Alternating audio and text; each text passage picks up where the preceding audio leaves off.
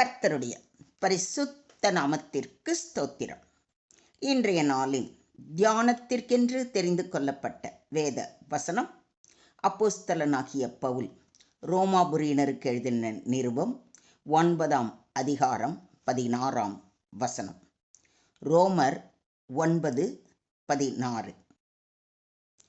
விரும்புகிறவனாலும் அல்ல, ஓடுகிறவனாலும் அல்ல, இறங்குகிற தேவனாலே ஆம். ஆமென். இன்றைய தியான வசனத்தின் மூலம் பவுலடிகளார் தேவனின் தயவு செயலின் சாரத்தை விளக்குகிறார். மனிதன் தனியாக தனது விருப்பத்தாலும் முயற்சியாலும் இரட்சிப்பை பெற முடியாது.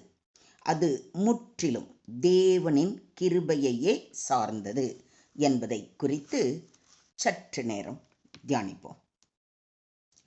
விரும்புகிறவனாலும் அல்ல, அதாவது ஒருவன் எவ்வளவு ஆசைப்பட்டாலும் தேவனின் கிருபை இல்லாமல் இரட்சிப்பை பெற முடியாது.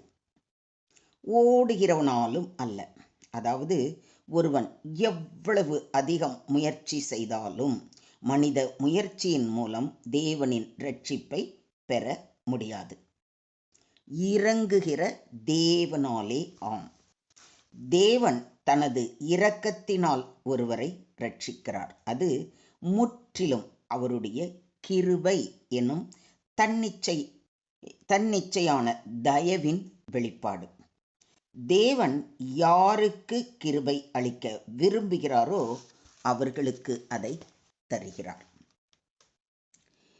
எவன் மேல் இரக்கமாயிருக்க சித்தமாயிருப்பேனோ அவன் மேல் இரக்கமாய் இருப்பேன்.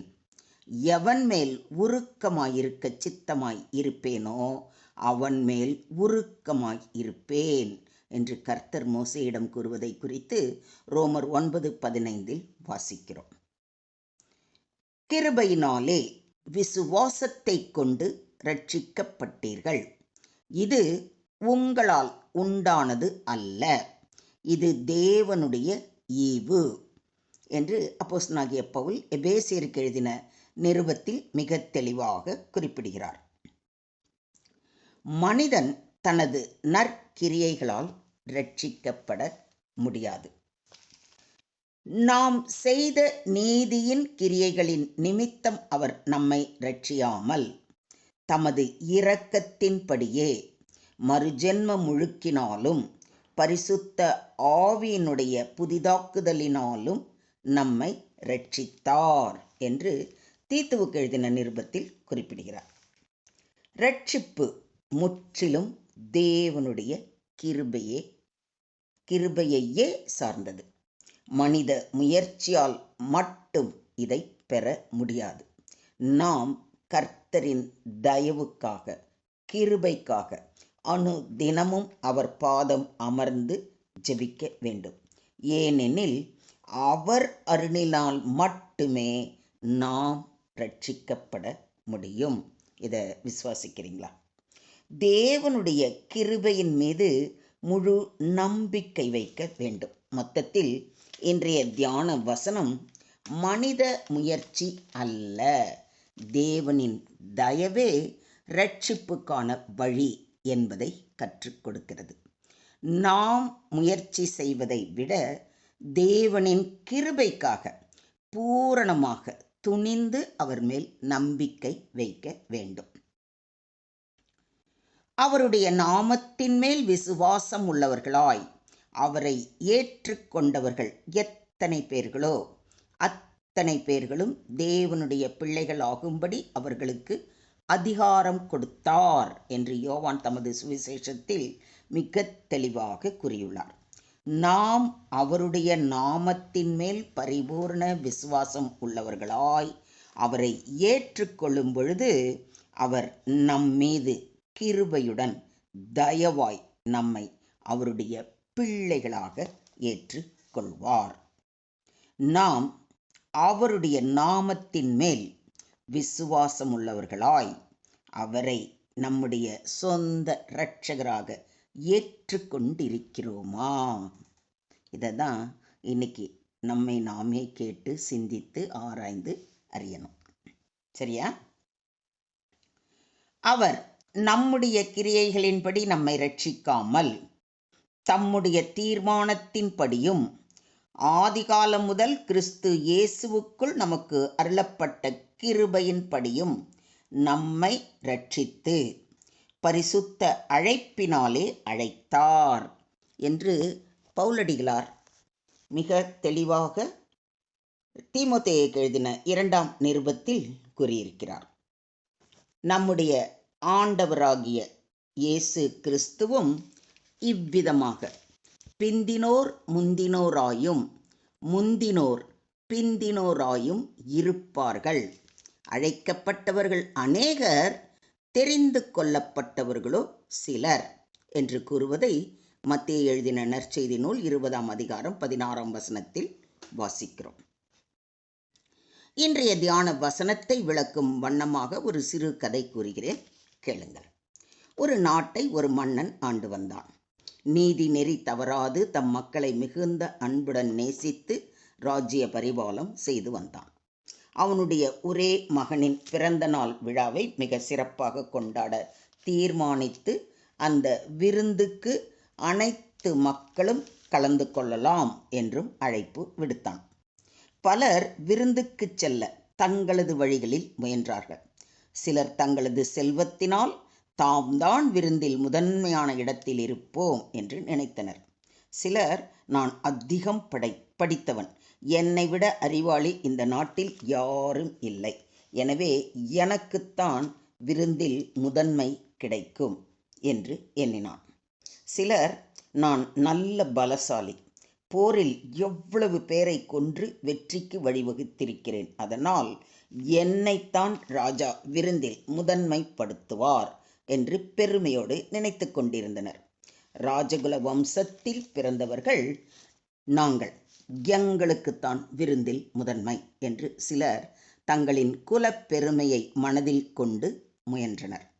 விருந்தின் நாளும் வந்தது. ராஜா தனக்காக, தம் நாட்டுக்காக உண்மையும் உத்தமுமாய் இருந்த முக்கியமானவர்களை தனக்காக தேர்ந்தெடுத்து அவர்களுக்கு மட்டுமே அழைப்பு பத்திரம் அனுப்பப்பட்டது. அவர்களது செல்வமோ, கடின உழைப்போ, மெத்த படிப்போ, குலத்துவமோ அவர்களை அந்த விருந்துக்கு அழைக்க காரணமாக இருக்கவில்லை.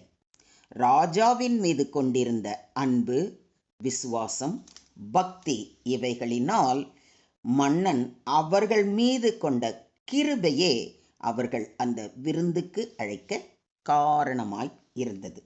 இதுதான் தேவனுடைய கிருபை. நம்முடைய பணமோ, படிப்போ, வீரமோ, குலப்பெருமையோ நம்மை இரட்சிப்புக்குள் அழைத்து செல்ல முடியாது. நாம் தேவன் மீது கொண்டிருக்கும் அன்பு, பக்தி, விசுவாசமே அவரிடமிருந்து தயையையும் கிருபையையும் பெற்றுக்கொள்ள காரணமாக இருக்கும். இதையும் ஒத்துக்கிறீங்களா? நாம் முயற்சி செய்ய வேண்டும் என்று கூறுவது தவறில்லை. ஆனால் நம் முயற்சி தேவனின் கிருபைக்கு பதிலாக இருக்கக்கூடாது. பரிசேயனும் ஆயக்காரனும் தேவாலயத்துக்கு சென்று ஜெபித்ததை லூக்கா எழுதின நற்செய்தி நூல் 18ஆம் அதிகாரத்தில் வாசிக்கிறோம். பரிசேயன் தனது ஒழுக்கத்தையும் நல்ல பணிகளையும் முன்வைத்து பெருமை அடைந்தான். ஆனால் ஆயக்காரனோ, பாவியாகிய என்மேல் கிருபையாய் இரும் என்று விழியில் நீர் மல்க வேண்டினான். தேவன் யாருக்கு நீதியை அளித்தார்? பரிசேயனுக்கா? இல்லையே. ஆயக்காரனே நீதிமானாக்கப்பட்டவனாய் தன் வீட்டுக்கு திரும்பி போனான் என்று நம்முடைய ஆண்டவராகிய இயேசு கிறிஸ்து கூறுகிறாரே. பாவியாகிய ஆயக்காரனை நீதிமானாக்கியது எது? தேவனுடைய கிருபை அல்லவா? ஏனெனில் தன்னை உயர்த்துகிறவன் எவனும் தாழ்த்தப்படுவான், தன்னை தாழ்த்துகிறவன் உயர்த்தப்படுவான். மொத்தத்தில் இன்றைய தியான வசனம் மூலம் நாம் கற்றுக்கொள்ளும் பாடம், நம்முடைய முயற்சி தேவனுடைய கிருபையை ஈட்டுவதற்காக அல்ல, அவரை நம்பிக்கையில் பின்பற்றுவதற்காக இருக்க வேண்டும். நாம் ரட்சிக்கப்படுவதற்காக நாம் செய்யக்கூடியது எதுவும் இல்லை. தேவன் தன்னிச்சையாகவும் தம்முடைய கிருபையினாலேயே ரட்சிக்கிறார். நமது முயற்சிக்கு பதிலாக அவருடைய இரக்கத்துக்காக நாம் அனுதினமும் அவர் பாதம் அமர்ந்து பரிபூரண விசுவாசத்துடன் அவரது வார்த்தைகளை வாசித்து தியானித்து அதன்படி நடப்போம். அவரே அவருடைய கிருபையினாலும் இரக்கங்களினாலும் நம்மை முடிசூட்டி நன்மையினால் நம் வாயை திருப்தியாக்குவாராக. தேவனுக்கே மகிமை உண்டாவதாக. ஆமேன், ஆமேன், ஆமேன்.